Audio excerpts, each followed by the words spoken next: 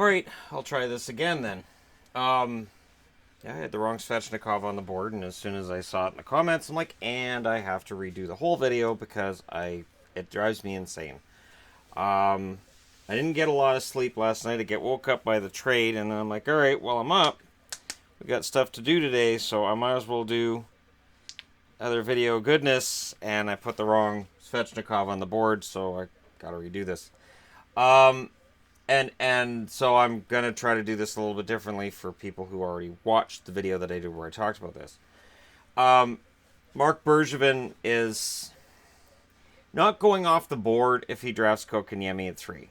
So I don't want to raise any kind of flags of, oh no, this could be crazy. But what it does is it speaks to the depth in this year's draft. As I mentioned in the draft preview that I did, none of the top 11 picks have been moved yet. The first draft pick that got traded that's in this draft is number 12 from Calgary, and they wouldn't have traded it if they'd known it was going to be number 12. Next up's 14 from St. Louis.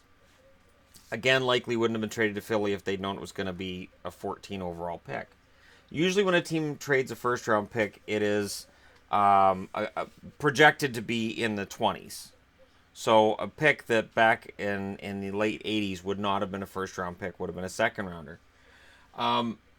Dahlin's number 1. We know that. Number 2 is Svechnikov. That's absolutely set in stone. Carolina's not trading that pick. There's been rumors here and there that maybe. Those seem to have died off. That's not happening. Montreal needs a center. The concern that personally that I have is when somebody's rocketing up the chart, and especially when apparently his most recent rocket up the chart is the under 18 tournament, which he had an excellent tournament in April. Do not get me wrong on that one, which is great. But you know, you're grading him on a short period of time, and it could very well work out that's fantastic. But Zadina now is falling, and depending on which scouts list you look at, and this is according to Bob McKenzie, and Bob McKenzie is really kind of the guru when it comes to the draft picks. He talks to a lot of scouts, and scouts during the year will tell him, well, we like this guy, we don't like this guy's moved up, this guy's moved down. So moving up, Kotkaniemi and the Montreal Canadiens with a need at center. Kotkaniemi has said that he feels he'll be ready to play this year. Every draft pick says that. Every first rounder you interview says, yeah, I'm ready. It's very rare that you'll hear them say, nah, I need more time in junior. You should probably pass on me. Because you got to look confident. That is one of the things they look for in a prospect. And then they look at your production at things like an under 18 tournament. And in Zadina's case, apparently his average scores at the combine may have dropped his value. So that there are certain scouts that have him in the 7th to 9th region, 9th being the lowest that he shows up on a draft list. I can't see Zadina with his playmaking slipping out of the top 7. The top 7 in my eyes are the teams that desperately need help. At 8, you've got Chicago. At 9, you've got the Rangers. And at 10, you've got the Oilers. Now, the Oilers, I'm sure there's Oilers fans that at 10 are going to say, well, you know, we're in desperate need of a defenseman, which is true. There'll be a good defenseman here. I'm not sure if the defenseman that comes in at 10 is necessarily going to be the guy who you're going to be looking at in the fall for making this team. I think that Chiarelli will draft a defenseman, but I wouldn't be surprised if he moves that pick. I don't think he should, and I really don't think anybody in the top 7 should move their pick. There's been talk of Detroit moving their pick. Detroit, the only move I could see happening with Detroit might be if they want Tkachuk and Arizona's listening. But if Arizona has a chance to draft Brady Tkachuk, his dad played in Arizona, they'd want him. They would absolutely want Brady Tkachuk. He's that big, tough forward, that sandpaper up front, probably ready in the fall. So it would be another addition after getting Galchenyuk. They get Tkachuk. Like this would make their team that much better. Arizona could get better really, really fast with the right moves here. And then it's Boqvist, Dobson, Hughes, Bouchard, Wahlstrom, Hayden, and Kravtsov.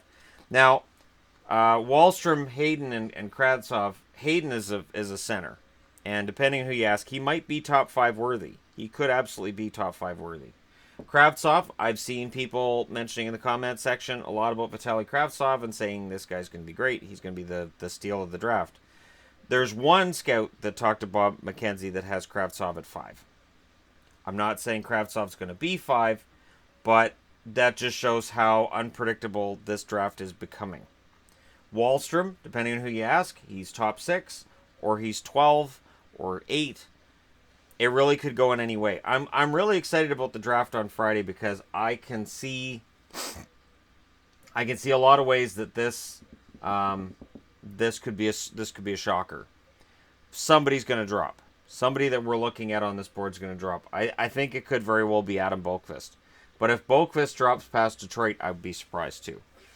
And I say that not as an insult to Hughes or Dobson or Bouchard, but Boqvist has the skill set that I really think that he could be exactly what Detroit's been missing since Lidstrom retired.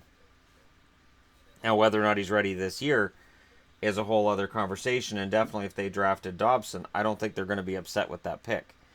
But, we'll see. If Boqvist slides down in the draft, he could end up being like an Erik Karlsson type. That, Karlsson went 15th in the draft.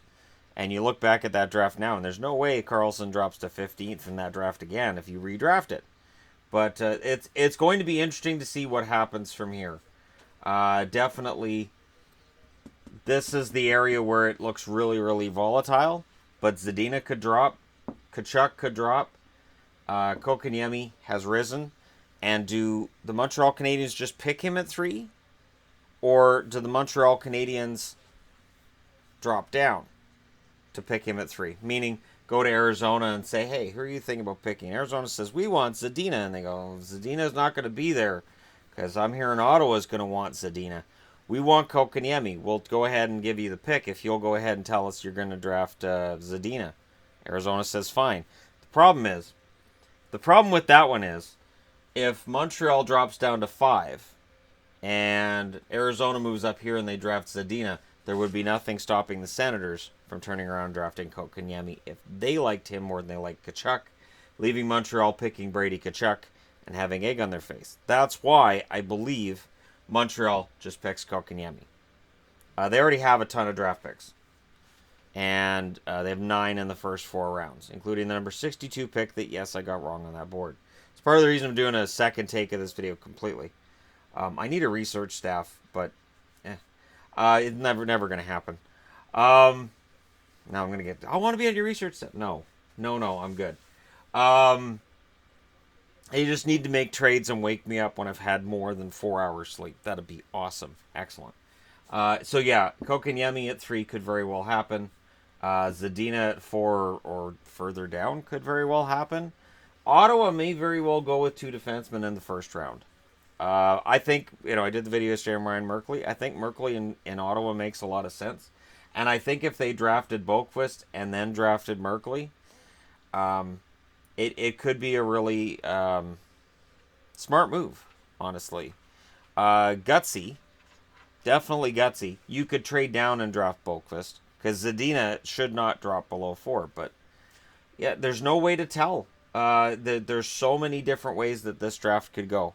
So let me know what you guys think in the comment section below. Don't forget to hit like and subscribe if you're browsing your way through you just happened upon this video. Thanks for watching. I'll talk to you again soon.